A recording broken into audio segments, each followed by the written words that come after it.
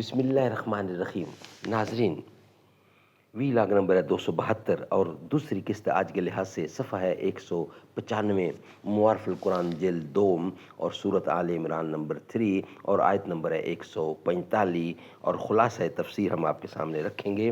ناظرین، روزانہ کی بنیاد پر ہم آپ کے سامنے رکھ رہے ہیں قرآن کریم کا ترجمہ، تشریح، تفسیر اور تلاوت کلام پاک۔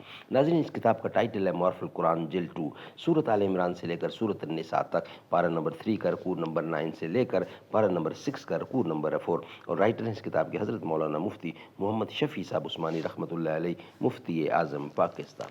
نحمدہ ونصلی علی رسولہ الکریم، بسم اللہ الرحمن الرحیم۔ قال النبی صلی اللہ علیہ وسلم خیرکم من تعلم القرآن وعلمہ۔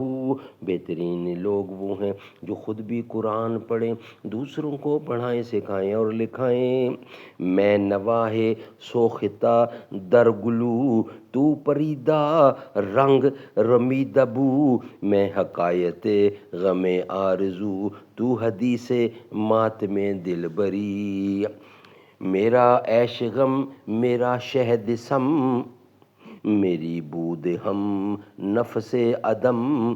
تیرا دل حرم گرد عجم، تیرا دین خریدائے کافری۔ خلاصہ تفسیر ہے بقیہ حصہ۔ اور محمد صلی اللہ علیہ وسلم نرے رسول ہی تو ہیں، خدا تو نہیں جس پر قتل یا موت ممکن نہ ہو۔ آپ سے پہلے بہت سے رسول گزر چکے ہیں، اسی طرح آپ بھی ایک روز گزر ہی جائیں گے۔ سو اگر آپ کا انتقال ہو جاوے یا آپ شہید ہو جائیں تو کیا تم لوگ جہاد یا اسلام سے الٹے پھر جاؤ گے؟ جیسا کہ اس واقعہ میں بعض مسلمان میدان جنگ سے بھاگ پڑے تھے اور منافقین ترغیب ارتداد کی دے رہے تھے، اور جو شخص جہاد یا اسلام سے الٹا پھر جائے گا تو خدا تعالیٰ کا کوئی نقصان نہیں کرے گا بلکہ اپنا ہی کچھ کھو دے گا، اور خدا تعالیٰ جلد ہی نیک عوض دے گا حق شناس لوگوں کو، جو ایسے موقع پر اللہ تعالیٰ کے انعامات کو یاد رکھ کر اس کی اطاعت پر قائم و مستقل رہتے ہیں۔ اور قیامت کو ملنا جلد ہی ملنا ہے، کیونکہ قیامت روزانہ قریب ہی ہو رہی ہے، اور نیز کسی کے مرنے سے اتنا گھبرانا بھی فضول ہے، کیونکہ اول تو کسی شخص کو موت آنا ممکن نہیں، خواہ طبعاً خواہ عقلاً، بدون حکم خدا کے۔ پھر جب خدا کے حکم سے ہے تو اس پر راضی رہنا ضروری ہے۔ دوسرا یہ کہ جس کی موت آتی بھی ہے تو اس طور سے کہ اس کی میعاد معین لکھی ہوئی رہتی ہے، جس میں تقدیم و تاخیر نہیں ہو سکتی، تو پھر ارمان اور حسرت محض بیکار ہے۔ تو وہ وقت پر ضرور ہوگی اور وقت سے پہلے ہرگز نہ ہوگی۔ اور پھر یہ کہ اس تواحش پر بھاگنے کا آخر نتیجہ کیا؟ بجز اس کے کہ دنیا میں اور چند روز زندہ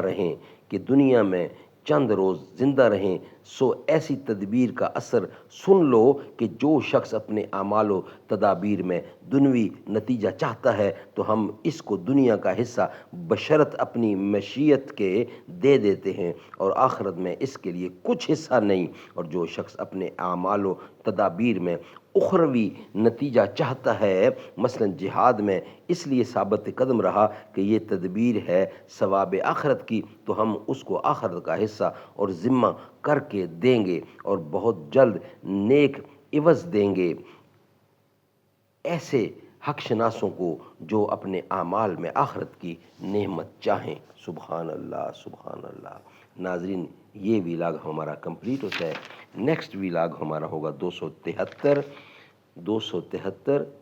اور تیسری قسط ہوگی، یعنی آج دوسری کمپلیٹ ہو گئی ہے قسط الحمدللہ۔ خلاصہ تفسیر۔